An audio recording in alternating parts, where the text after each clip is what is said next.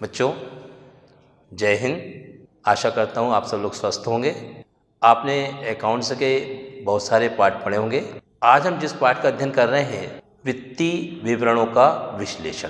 आपने बेटा, जो प्रत्येक व्यवसायी अपने व्यवसाय में वर्ष के अंत में कई प्रकार के वित्तीय विवरण तैयार करता है, जिसमें दो मुख्य होते हैं।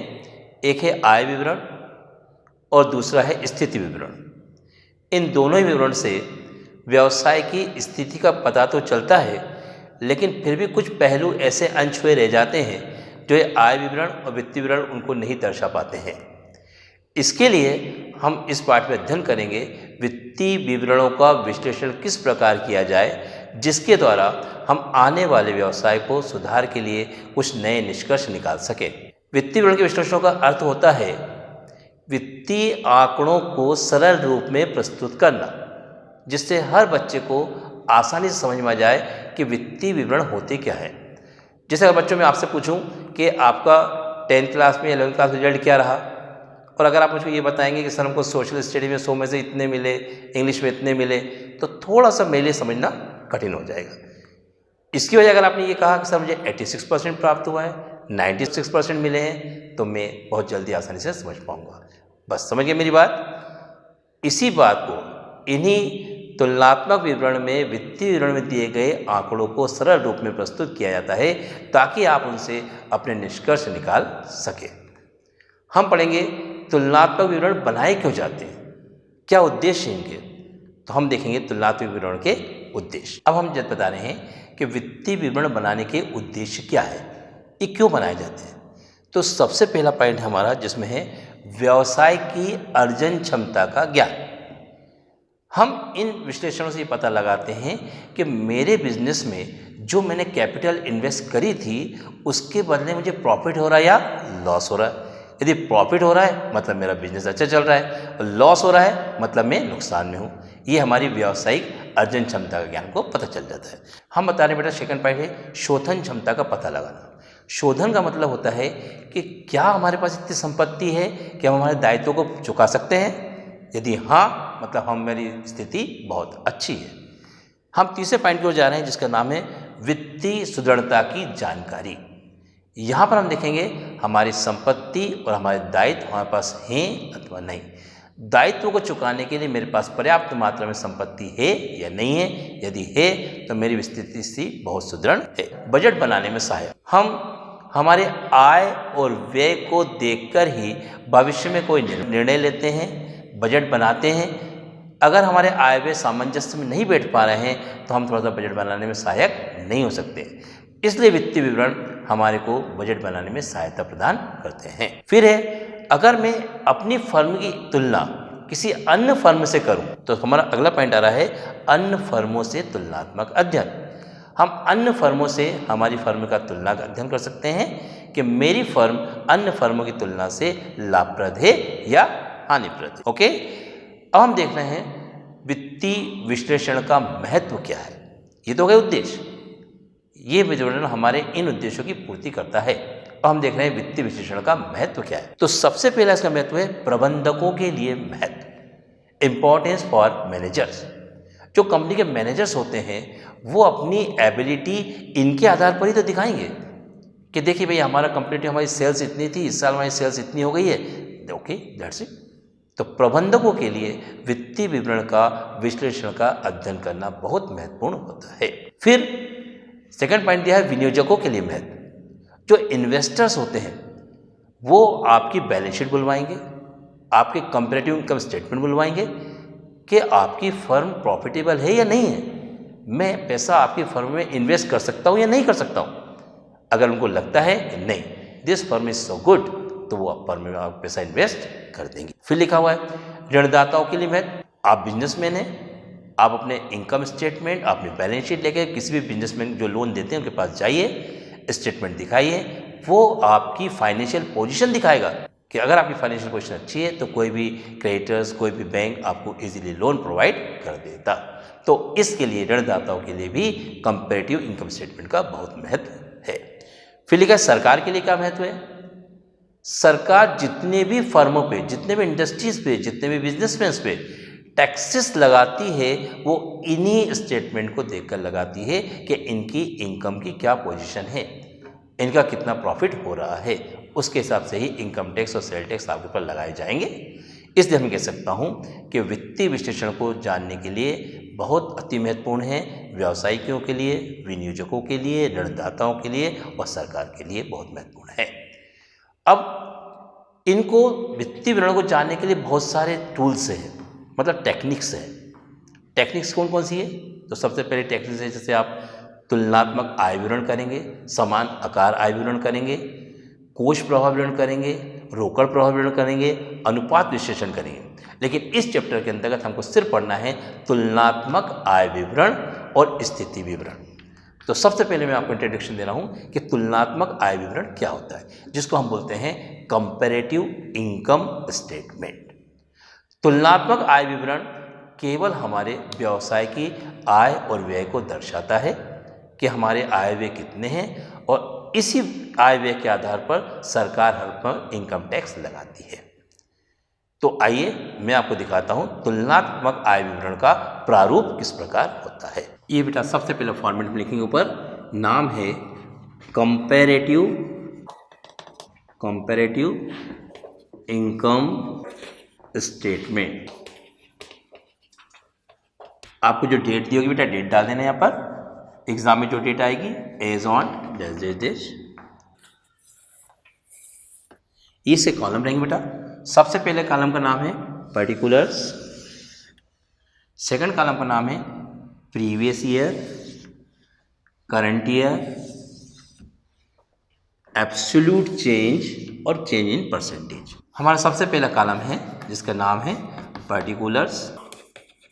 फिर हम देखेंगे प्रीवियस ईयर के फिगर कितने हमारे, तो प्रीवियस ईयर। फिर मैं लिखूंगा करंट ईयर जो हमारा चालू वर्ष रहेगा, और यहाँ आ रहा हमारा बेटा एब्सोल्यूट चेंज, मेरा चेंज कितना हुआ प्रीवियस ईयर की प्राइस में और करंट ईयर की प्राइस में मेरा चेंज कितना हुआ। ये इंक्रीज भी हो सकता है और डिक्रीज में भी आ सकता है, ये इंक्रीज भी आ सकता है और डिक्रीज भी आ सकता है। ये आएगा हमारा चेंज इन परसेंटेज कि प्रीवियस ईयर की प्राइस में और करंट ईयर की प्राइस में मेरा चेंज क्या आया। फिर से समझ लीजिए, पहला कॉलम मैंने बनाया है पर्टिकुलर्स, सेकंड कॉलम है previous year figures, current year figures. Previous year की फिगर में से करंट ईयर की फिगर में माइनस करूंगा तो क्या आ जाएगा मेरा एब्सोल्यूट चेंज। और फिर लास्ट में मुझे परसेंटेज निकालना है कि प्रीवियस ईयर की प्राइस से चेंज में मेरा परसेंटेज में कितना चेंज आया। ओके, फिर आगे चलते हैं हम। सबसे पहले हम पर्टिकुलर्स में क्या लिखेंगे, सबसे पहले हम लिखेंगे यहाँ पे बेटा पहला आइटम रेवेन्यू फ्रॉम ऑपरेशन। हमारी इनकम के साधन क्या है, रेवेन्यू फ्रॉम ऑपरेशन। हमने माल बेचा तो उस समय कितनी इनकम आई, ये मैंने फिगर लिख दिया। ये प्रीवियस ईयर का फिगर लिख दिया, ये मैंने करंट ईयर का फिगर लिख दिया, इसमें से मैंने इसको माइनस कर दिया तो ये मेरा चेंज आ गया। फिर सेकंड आइटम लिखेंगे बेटा अदर इनकम। ये अदर इनकम आ गई हमारी, ये भी मैंने यहाँ शो कर दी, मैंने इसको प्लस कर दिया तो मेरे पास आ गया है टोटल मेरा रेवेन्यू कितना हुआ है। ये आ गया मेरा टोटल रेवेन्यू। अब इसमें से मैं थर्ड आइटम मेरा आ रहा है एक्सपेंसेस। मैं इसमें से माइनस करूंगा बेटा क्या एक्सपेंसेस क्या है मेरे। तो सबसे पहला मेरा एक्सपेंसेस है cost of goods sold. Cost of goods sold, इसको मैं माइनस करूंगा। फिर मैं माइनस करूंगा बेटा second item employee benefit expenses. फिर इसमें से मैं माइनस करूंगा बेटा थर्ड आइटम एक और सेलिंग एंड डिस्ट्रीब्यूटिंग एक्सपेंसेस। फिर मैं एक और आई बार माइनस करूंगा बेटा सेलिंग एंड डिस्ट्रीब्यूशन एक्सपेंसेस। ये मैं और इसको माइनस कर दूंगा। ठीक, सेलिंग एंड डिस्ट्रीब्यूशन एक्सपेंसेस हमने माइनस कर लिए थे। उसके बाद एक और एक्सपेंसेस हमारा लास्ट अदर एक्सपेंसेस, यदि कोई दिए हों तो उसको भी हम क्या करेंगे माइनस कर लेंगे। ये हमने एक्सपेंसेस माइनस कर ली। टोटल रेवेन्यू में से आपने ये जितने भी आ गए अपने, ये आ गए हमारे टोटल एक्सपेंसेस, ये टोटल लगा दूंगा मैं इसको, टोटल एक्सपेंसेस हो गए। टोटल रेवेन्यू में से टोटल एक्सपेंसेस माइनस करेंगे तो आपको मिलेगा PBT, जिसको हम बोलते हैं प्रॉफिट बिफोर टैक्स। ये आया, हमारी इनकम आई है टैक्स माइनस करने से पहले। क्या आ गया है? Profit before tax. यहाँ पे प्रॉफिट बिफोर टैक्स आ गया। इस प्रॉफिट में से मैं माइनस कर दूंगा इनकम टैक्स। क्या माइनस कर दिया बेटा मैंने? Income tax. तो जो आएगा वो मेरा आ जाएगा प्रॉफिट आफ्टर टैक्स। ये इसका फॉर्मेट है बेटा। इसके बाद ये सब लिख दिया मैंने, सब चार्ज कर दिए, सब हो गया। अब लास्ट आइटम मुझे निकालना है इंक्रीज और डिक्रीज। इसमें से मैं इसको माइनस करूंगा तो क्या निकलेगा बेटा? हमारा चेंज निकलेगा। क्या चेंज आया है? इसमें से माइनस करूंगा, क्या चेंज आया? ठीक है, ये चेंज निकलेगा। अब मुझे निकालना है इनका परसेंटेज। तो परसेंटेज निकालता है, हम आप एक फार्मूला यूज़ करेंगे, बस एक बार लगाना है, बाकी बार बार वो फार्मूला आपको यूज़ नहीं करना है, केवल एक बार। चेंज, जैसे इसका चेंज निकाला हमने, किसका निकाल रहा हूँ चेंज? सबसे रेवेन्यू फ्रॉम ऑपरेशन का। तो लिखेंगे आप change into percentage upon previous year price. जब ये फॉर्मूला लगाएंगे तो आपको चेंज मिल जाएगा, जो सब में आ जाएगा। इसका चेंज निकालना है, इसका चेंज निकालना है, इसका चेंज निकालना है, इसका चेंज निकालना है। This is comparative income statement. फिर से अगेंस्ट आपको दिया रहेगा रेवेन्यू फ्रॉम ऑपरेशन दिया रहेगा, उसमें प्लस करूंगा मैं अदर इनकम, तो मेरी आएगी इनकम। इनकम में से मुझे माइनस करने हैं कुछ एक्सपेंसेस। सबसे पहला मेरा एक्सपेंसेस है cost of goods sold. Second expenses है मेरा कॉस्ट ऑफ गुड्स सोल्ड के बाद वो है मेरे एम्प्लॉइज एक्सपेंसेस, जिसमें वेजेस हो सकता है, सैलरी हो सकता है। फिर अदर एक्सपेंसेस माइनस कर देंगे तो मुझको मिलेगा PBT, प्रॉफिट बिफोर टैक्स। इसमें से मैं, अगर क्वेश्चन में मेंशन है तो मैं इनकम टैक्स माइनस कर दूंगा, उसके बाद जो बचेगा वो आएगा मेरा प्रॉफिट आफ्टर टैक्स। ये इसका फॉर्मेट है। अब हम इसके बाद इसका क्वेश्चन करेंगे तो आपको सवाल और आसानी समझ में आ जाएगा। अब बेटा अपनी बुक का क्वेश्चन नंबर 2 निकाल लीजिए, क्योंकि फर्स्ट क्वेश्चन में इनकम टैक्स नहीं दिया था, इसलिए मैंने क्वेश्चन नहीं लिया है। मैं वो क्वेश्चन ले रहा हूँ जिसमें पूरे आइटम्स आ जाएंगे। ठीक है, सबसे पहले आपकी बुक में दिया हुआ बेटा रेवेन्यू फ्रॉम ऑपरेशन, ये दिया हुआ है। प्रीवियस ईयर में दिया हुआ है 5 लाख रुपए, करंट ईयर में दिया हुआ है 4 लाख रुपए।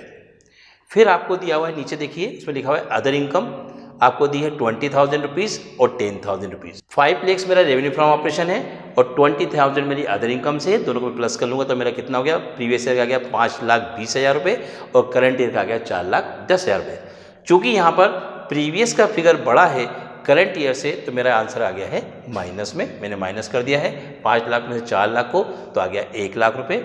20,000 में से 10,000 को माइनस कर दिया तो कितना आ गया? 10,000 रुपये। ये चेंज का मतलब होता है बेटा इन दोनों में सिर्फ माइनस करके निकालना है आपको। निशान लगाना है, आपको याद आएगा, कभी आप भूलेंगे नहीं। सब में क्या लगाना है? माइनस लगाना है। ओके, अब प्लस कर दिया मैंने 5,20,000, ये आ गया 4,10,000, फिर माइनस कर दिया तो कितना आ गया? 1,10,000। ये आ गई है मेरी टोटल रेवेन्यू। अब इसमें से मैं माइनस कर रहा हूँ मैंने एक्सपेंसेस कितना कर दिया है। तो सबसे पहले एक्सपेंसेस है कॉस्ट ऑफ गुड्स सोल्ड, ये बुक में दिया हुआ है। इसका दिया है 3 लाख रुपए, इसका दिया हुआ 2 लाख रुपए, फिर माइनस कर दिया, कितना आ गया? 1 लाख रुपए।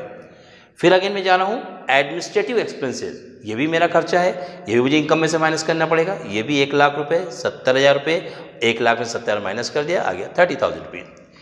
मेरे को इनकम हुई है 5,20,000 रुपये और खर्च मैंने कर दिया है 4 लाख रुपये।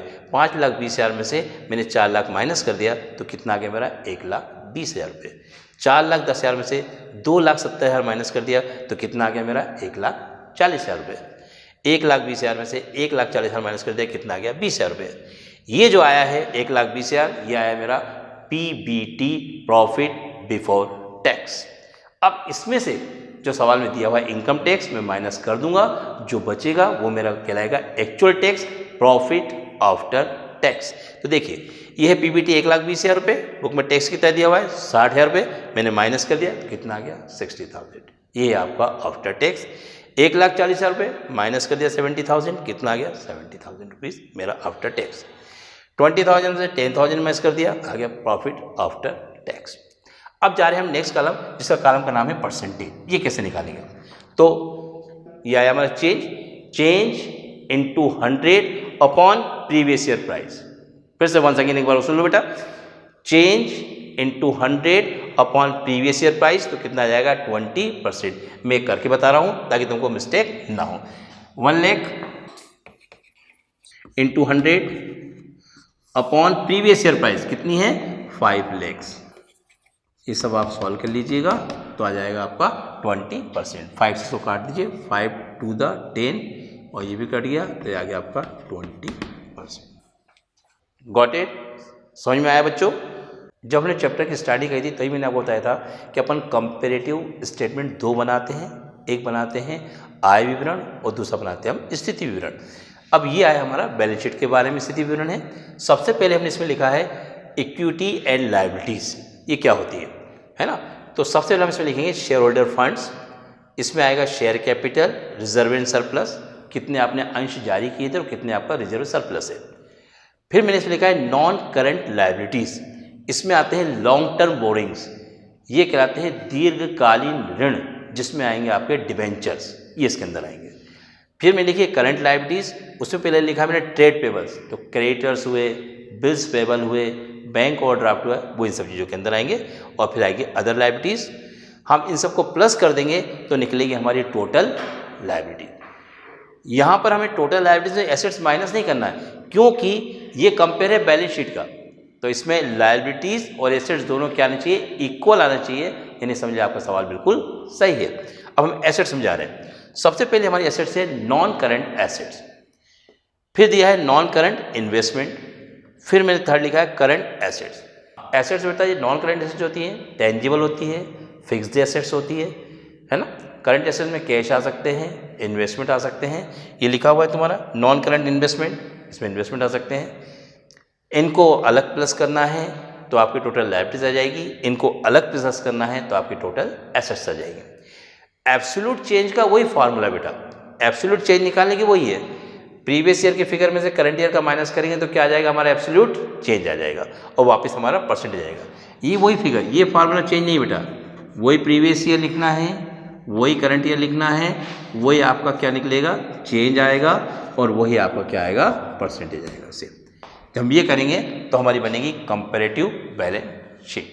करेक्ट? तो आज हमने अध्ययन क्या किया बेटा, फिर से एक बार देख लें।